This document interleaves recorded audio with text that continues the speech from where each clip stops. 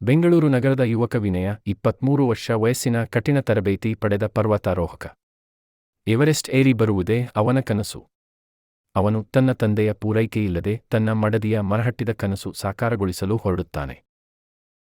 ವಿನಯ ಪರ್ವತ ಶಿಬಿರದಲ್ಲಿದ್ದಾಗ ಆತನಿಗೆ ಹಿಮದಲ್ಲಿ ಬಿದ್ದಿರುವ ಹಳೆಯ ವಾಕಿಟಾಕಿ ಸಿಗುತ್ತದೆ. ಆ ವಾಕಿಟಾಕಿಯಲ್ಲಿ 1975ರವರೆಗೆ ತಲುಪದ ಸಂದೇಶ ಕೇಳುತ್ತದೆ. ನಾನು ಎವರೆಸ್ಟ್ ಶಿಖರದ ಸಮೀಪದಲ್ಲಿ ಸಿಕ್ಕಿಹಾಕಿಕೊಂಡಿದ್ದೇನೆ. ಇದು ನನ್ನ ಕೊನೆಯ ಸಂದೇಶ. ವಿನಯ ಆತನ ಹೆಸರು ಹೇಳುವ ಮೊದಲು ಆ ಧ್ವನಿ ಕಡಿದು ಹೋಗುತ್ತದೆ. ವಿನಯ ತನ್ನ ತಂಡದ ನಾಯಕರಿಗೆ ಈ ಬಗ್ಗೆ ಹೇಳುತ್ತಾನೆ, ಆದರೆ ಯಾರೂ ಕೂಡ ನಂಬಲ್ಲ. ಅವರು ಅದನ್ನು ಹಳೆ ರೇಡಿಯೋದ ತೊಂದರೆ ಎಂದು ನಿರ್ಲಕ್ಷಿಸುತ್ತಾರೆ. ಆದರೆ ವಿನಯ ತನ್ನ ಶೋಧವನ್ನು ಆರಂಭಿಸುತ್ತಾನೆ. ಆ ಧ್ವನಿ ಯಾರದ್ದೆಂದು ಗೊತ್ತಾಗಿಸಲು ಆತ ತೀವ್ರ ಉತ್ಸಾಹ ತೋರಿಸುತ್ತಾನೆ. ವಿನಯ ಶಿಬಿರದ ಬಳಿ ಇರುವ ಬಾಸ್ಕೋ ಎಂಬ ಹಳೆಯ ಶೆರ್ಪಾ ಜೊತೆಗೆ ಮಾತನಾಡುತ್ತಾನೆ. ಬಾಸ್ಕೋ ಒಂದು ಪಠ್ಯದಲ್ಲಿ ಹೇಳುತ್ತಾನೆ, 1975ರಲ್ಲಿ ಕೃಷ್ಣಮೂರ್ತಿ ಎಂಬ ಭಾರತೀಯ ಪರ್ವತಾರೋಹಕ ಮಾಯವಾಗಿದ್ದನು. ಅವನು ಶಿಖರದ 300 ಮೀಟರ್ ಮುಂದೆ ಕಾಣೆಯಾಗಿದ್ದ. ವಿನಯ ಶಂಕೆ ಹೊಂದುತ್ತಾನೆ, ಏನು ಆತನೇ ಆ ಧ್ವನಿ?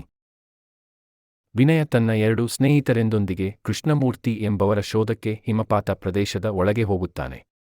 ಹಿಮದಲ್ಲಿ ಬಿದ್ದು ಹೋಗುವ ಅಪಾಯ, ಉಸಿರುಗಟ್ಟಿ ಹೋಗುವ ತೊಂದರೆಗಳ ನಡುವೆ ಅವರು ಒಂದು ಹಳೆಯ ಬ್ಯಾಕ್ಪ್ಯಾಕ್ ಪತ್ತೆಹಚ್ಚುತ್ತಾರೆ.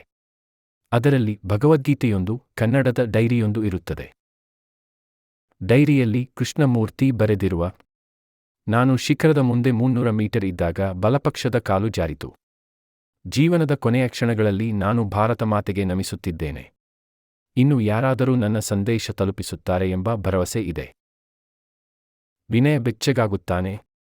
ಆತ ತಕ್ಷಣ ಆ ವಾಕಿಟಾಕಿಯ ಧ್ವನಿಯನ್ನು ರೆಕಾರ್ಡ್ ಮಾಡಿ, ತಾಂತ್ರಿಕರ ನೆರವಿನಿಂದ ಶುದ್ಧಗೊಳಿಸಿ ಮತ್ತು ಆ ಧ್ವನಿಯನ್ನು ಸಾಮಾಜಿಕ ಮಾಧ್ಯಮದಲ್ಲಿ ಹಂಚುತ್ತಾನೆ. ಭಾರತದ ಪತ್ರಿಕೆಗಳು ಮತ್ತು ಮಾಧ್ಯಮ ಈ ಸುದ್ದಿಯನ್ನು ಹಿಡಿದುಕೊಳ್ಳುತ್ತವೆ. ಭಾರತದ ಸರ್ಕಾರ ಕೃಷ್ಣಮೂರ್ತಿಗೆ ಮರಣೋತ್ತರ ಪದಕ ಘೋಷಿಸುತ್ತದೆ. ಅವರ ಕುಟುಂಬದವರಿಗೂ ಮಾಹಿತಿ ತಲುಪಿಸಿ ಗೌರವ ನೀಡಲಾಗುತ್ತದೆ. ವಿನಯ ಅವರ ಹೆಸರನ್ನು ಜೀವಂತವಾಗಿರಿಸಲು ಕೃಷ್ಣಮೂರ್ತಿ ಎವರೆಸ್ಟ್ ಫೌಂಡೇಶನ್ ಸ್ಥಾಪಿಸುತ್ತಾನೆ. ವಿನಯ ಆತನು ಎವರೆಸ್ಟ್ ಏರುವ ಉದ್ದೇಶವನ್ನು ಮರೆಯದೆ ಕೃಷ್ಣಮೂರ್ತಿ ಅವರ ಅಜೇಯ ಮನಸ್ಸು ತನ್ನದು ಎನ್ನಿಸುತ್ತಾನೆ. ಆತನ ಪ್ರಯಾಣವನ್ನು ಮತ್ತಷ್ಟು ಪ್ರಭಾವಿಯಾಗಿ ಮುಂದುವರಿಸುತ್ತಾನೆ. ವರ್ಷದ ನಂತರ ವಿನಯ ಎವರೆಸ್ಟ್ ಶಿಖರ ತಲುಪುತ್ತಾನೆ. ತಲೆಯ ಮೇಲೆ ಭಾರತೀಯ ಧ್ವಜ ಹಿಡಿದುಕೊಂಡು ಆ ಸ್ಥಳದಲ್ಲಿಯೇ ಕೃಷ್ಣಮೂರ್ತಿ ಅವರ ಹೆಸರನ್ನು ಉಚ್ಚರಿಸುತ್ತಾನೆ. ನೀವು ಕಂಡ ಕನಸು ಇಂದು ನನಗೂ ಸ್ಫೂರ್ತಿ ನೀಡಿದೆ. ಇಡೀ ಭಾರತ ನಿಮಗೆ ನಮನ ಮಾಡುತ್ತಿದೆ.